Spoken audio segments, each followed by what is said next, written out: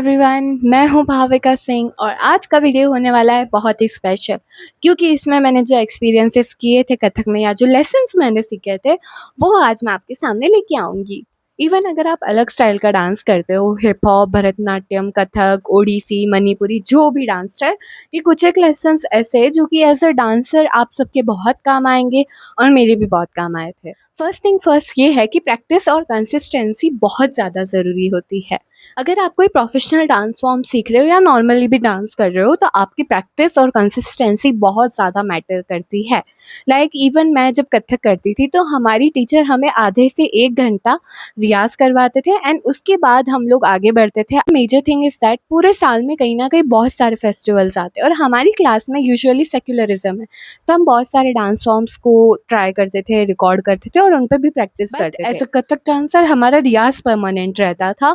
Even though अगर कभी कुछ एक दिन मिस आउट हो जाता था तो हम आने वाली क्लासेस में उस चीज़ को कंपनसेट करते थे और वही रियाज़ को थोड़ा और ज़्यादा करते थे ताकि हमारी बॉडी हमारी जो रूट्स हैं उनको नहीं भूलें। सेकंड पॉइंट है पेशेंस फॉर इम्प्रूवमेंट। अगर आप में पेशेंस है तभी आप इम्प्रूव कर पाओगे।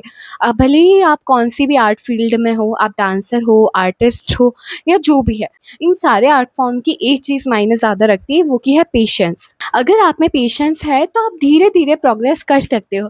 बट अगर आप ऐसा सोचते हो कि नहीं यार मुझे फटाफट कवर अप करना है, मुझे इनकी तरह बनना है, या अगर आप किसी से इंस्पायर हो रहे हो वो एक अच्छी चीज़ है। बट अगर आप उस चीज़ के प्रेशर में आके फटाफट सीख रहे हो, आप में पेशेंस नहीं है, तो आई एम सो सॉरी, ये चीज़ आपके लिए बहुत ज़्यादा नेगेटिवली वर्क करेगी। थर्ड पॉइंट है डिसिप्लिन और सिंसियरिटी। जैसा कि मैंने कहा कि हमारा कोई भी इवेंट होता था उसके बावजूद हम लोग कथक का रियाज़ करते थे, तो वो एक डिसिप्लिन और सिंसियरिटी का पार्ट होता है। आप कोई भी आर्ट फॉर्म सीख रहे हो, अगर आप उसमें डिसिप्लिन नहीं रहोगे, उस चीज़ को लेके थोड़ा सीरियस नहीं रहोगे, तो कहीं न कहीं वो वर्कआउट नहीं करेगी। डिसिप्लिन, सिंसियरिटी एक बहुत ही मेजर पार्ट है। अगर आपके गुरु कुछ कह रहे हैं तो आप वो सुनो, समझो और सीखो और उससे इम्प्रूव करो। वो भी एक डिसिप्लिन का पार्ट हो जाता है। एंड मोर ऑन दैट, आपको अपने आप पर ओवर कॉन्फिडेंस नहीं करना है क्योंकि वो चीज़ कभी भी वर्कआउट नहीं करती और आपके लिए नेगेटिवली ही वर्क करती है। या you can appreciate someone else, और आपको भी कोई अप्रिशिएट करे तो उसको पॉजिटिवली लो क्योंकि अप्रिसिएशन आपकी ग्रोथ में बहुत मैटर करता है।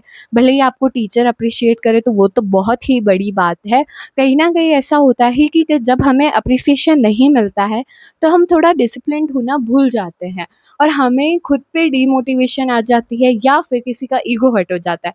तो वो चीज़ एज एन आर्टिस्ट आप में नहीं होनी चाहिए कि आपका ईगो हर्ट हो क्योंकि आप उस डांस फॉर्म को डिसिप्लिन के साथ नहीं कंटिन्यू कर पाओगे अगर आप में ईगो आ गई है। फोर्थ है रिस्पेक्ट योर आर्ट फॉर्म। आप अपनी आर्ट फॉर्म को जितनी रिस्पेक्ट दोगे उतनी ही आपकी आर्ट फॉर्म आपको रिस्पेक्ट देगी।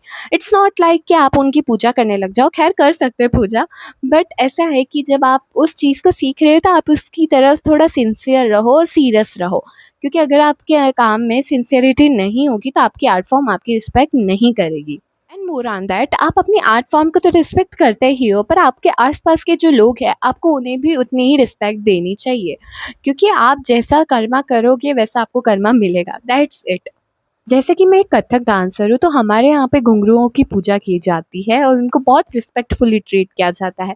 इवन एज अ डांसर, आज मैं एक कथक डांसर हूँ, हम कहीं स्टेजेस पे भी परफॉर्म करने जाते हैं, इवन तो अगर हम दूसरे कल्चर या दूसरे डांस स्टाइल को परफॉर्म कर रहे हैं, बट एक हमारी हैबिट बन चुकी है डांसर्स की कि हम हमारे स्टेज की रिस्पेक्ट करते, तो जाते हुए हम स्टेज को नमन करते हैं, हमारे घुंघरू को नमन करते हैं। एंड मोर ऑन दैट, हम हमारे आसपास के जो भी टीचर्स और कोरियोग्राफर्स होते हैं, ये एक हैबिट हमारे अंदर बिल्ट इन होती है कि हम खुद के गुरु के अलावा दूसरों के गुरु की भी उतनी ही रिस्पेक्ट करें। Fifth is writing notes. अगर आप एक डांसर हो तो आपको नोट्स लिखने की आदत होनी चाहिए क्योंकि कहीं ना कहीं आपके वो नोट्स इन फ्यूचर बहुत वर्कआउट करते हैं। और अगर आप मेरी तरह कथक, भरतनाट्यम और ओडिसी किसी भी डांस स्टाइल से लिंक्ड हो तो आपके लिए तो नोट्स बहुत ज़्यादा मैटर करते हैं बिकॉज कहीं ना कहीं वो नोट्स आपके फ्यूचर में बहुत हेल्पफुल होते हैं। ताकि हमारे क्लासिकल डांस फॉर्म में रिटन और प्रैक्टिकल दोनों एग्जाम्स होते हैं तो बहुत सारे क्वेश्चन आयर्स आते हैं और वही नोट्स आपके इन फ्यूचर बहुत काम आते हैं।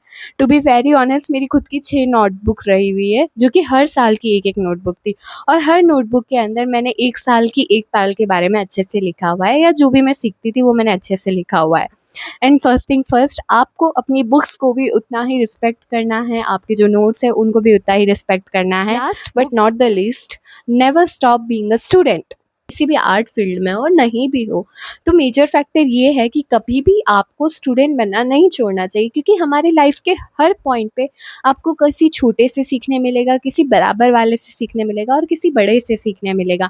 एंड स्पेशली अगर आप एक आर्ट की फील्ड में हो, तो आपको जहाँ से जो सीखने मिले वो आप सीख लिया करो। बिकॉज़ ये मेरी हैबिट थी कि मेरी टीचर के इतने सारे फ्रेंड सर्कल थे जो कि हर फील्ड में थे ऑलमोस्ट, तो मुझे जिनसे जो मौका मिला था मैंने सब कुछ सीखा।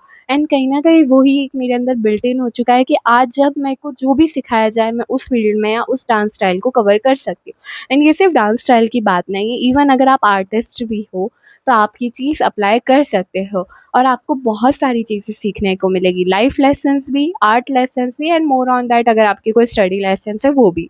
सो ये थे वो लेसन्स जो मैंने कथक के अंदर सीखे थे। ये टोटल 6 लेसन्स थे और अगर आपको लगता है आपको ऐसी और एडवाइसेस की ज़रूरत है तो आप कमेंट सेक्शन में मुझे बता सकते हो, और अगर आपके कोई भी डाउट या क्वेश्चंस है तो आप कमेंट सेक्शन में कमेंट करके मुझे बता सकते हो। आई होप आपको ये वीडियो अच्छी लगी होगी और हम मिलते हैं अगली वीडियो में। Bye bye.